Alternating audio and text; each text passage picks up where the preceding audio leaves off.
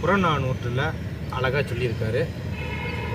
ஈண்டு புறந்தறுதல் எந்ததலை கடனே, சாந்தோன் ஆக்குவது தந்தைக்கு கடனே, வேல்வடித்து கொடுத்தல் புல்லருக்கு கடனே, நன்னடை நல்கள் வேந்தனுக்கு கடனே, ஒளிருவாள் அறிஞ்சமம் முறுக்கி களிறு பெயர்தல் காளைக்கு கடனே. இது மகளிரோட சிறப்பு அப்படின்ட்டு நான் எடுத்து வச்சுருக்கேன். இன்னொன்று இருக்குது, அது பெற அடுத்ததில் பார்க்கலாம். இப்போது பாடத்தை செய்வோம். விளையாண்டு பேசிக்கிட்டே இருந்தால் பாடம் போயிடும், போயிடும். அதனால் பாடம் கண்டிப்பாக செஞ்சே ஆகணும். சுத்து கண்டிப்பாக